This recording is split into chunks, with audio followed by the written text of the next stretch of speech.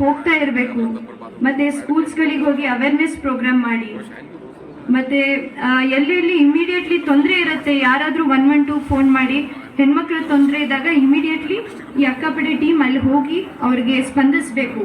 First hand ಆಗಿ immediately ಅವ್ರಿಗೆ ಒಂದು ಧೈರ್ಯ ತುಂಬಬೇಕು, ಅವ್ರಿಗೆ ಏನು ತೊಂದರೆ ಆಗಿದೆ ಅದಕ್ಕೆ ಅವ್ರು ಸ್ಪಂದಿಸ್ಬೇಕಂತ ಈ ಪಡೆನ ರಚನೆ ಮಾಡಿ ಒಂದು ಸ್ಟ್ರಕ್ಚರ್ ಕೊಟ್ಟು 1 ವರ್ಷದಿಂದ ಅವರು ಎಲ್ಲ ಕಡೆ ಇಲ್ಲಿ ಬೀದರಲ್ಲಿ ವರ್ಕ್ ಮಾಡ್ತಾ ಇದ್ರು. ಅದರಲ್ಲಿ ನಾನೇನು ಅನ್ಕೊಂಡೆ, ಬೀದರ್ ಬಂದ್ಮೇಲೆ ನಾನು ಏನು ಮಾಡಬಹುದು ಅಂತ ಸರ್ ಒಂದು ಸಪೋರ್ಟ್ ಆಗಿರಲಿ ಅಂತ ನಾನು ಈ ಅಕ್ಕಪಡೆನ ಜಾಯಿನ್ ಆಗಿ ಸ್ಕೂಲ್ ಕಾಲೇಜಸ್ಗೆಲ್ಲ ಹೋಗಿ ಅವೇರ್ನೆಸ್ ಮಾಡ್ತಾ ಇದ್ದೆ.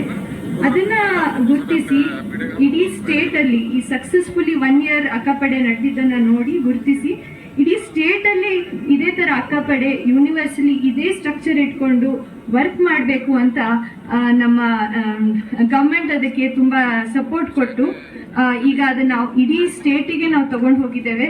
ಅದು ಒಂದು ವಿಟ್ನೆಸ್ ಏನಂದ್ರೆ ಇವತ್ತು ಒಂದು ವೆಹಿಕಲ್ ನಮ್ಮ ಬೀದರ್ಗೆ ಬಂದಿದೆ, ಅದೇ ತರ ಎಲ್ಲ ಬೇರೆ ಬೇರೆ ಜಿಲ್ಲೆಗೆ ಹೋಗಿದೆ. ಅದಕ್ಕೆ pure credit goes to Bidar ಜಿಲ್ಲೆ.